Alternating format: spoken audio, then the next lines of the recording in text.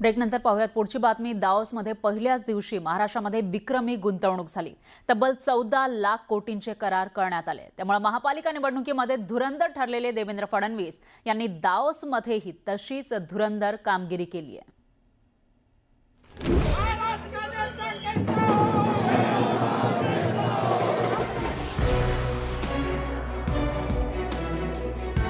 महाराष्ट्रातील तब्बल 23 महापालिका जिंकण्याची कामगिरी केल्यानंतर धुरंधर देवेंद्र फडणवीस आता दावोसमध्येही करार करण्यात अग्रेसर आहेत।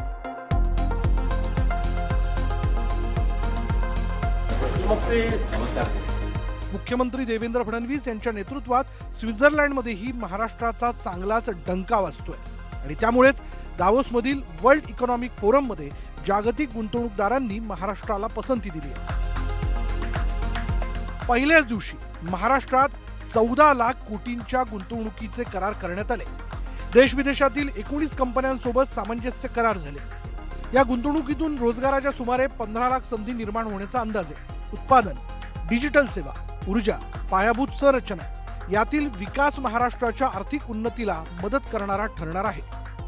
दावोसमध्ये महाराष्ट्राचा अतिशय चांगला प्रेझेन्स आहे। महाराष्ट्र पॅव्हिलियन आपण बघू शकतो की सर्वात जास्त गर्दी महाराष्ट्र पॅव्हिलियनला आहे आणि मोठ्या प्रमाणात गुंतवणुकीचे करार आम्ही त्या ठिकाणी करतो आहोत। आजही काही चांगले करार झाले आहेत। जवळपास 10 वेगवेगळ्या सेक्टरमध्ये महाराष्ट्र करार करतो आहे आणि मी असं म्हणू शकेल की मागच्या वेळी आम्ही 16 लाख कोटी रुपयाचे करार या ठिकाणी केले होते। यावेळेस तो रेकॉर्ड देखील आम्हाला मोडायचा आहे। मागील 1 दशकापासून दावोसमध्ये महाराष्ट्राला पसंती मिळताना दिसते। दावोस हे जगातील सर्वात मोठं आर्थिक औद्योगिक व्यासपीठ आहे। मोठे गुंतवणूकदार, बँका, फंड्स हे इथे एकाच ठिकाणी उपस्थित असतात। त्यामुळे थेट निर्णय घेणाऱ्यांशी चर्चा करणं शक्य होतं। इथे झालेल्या करारांमुळे आंतरराष्ट्रीय पातळीवर सकारात्मक प्रतिमा निर्माण होते।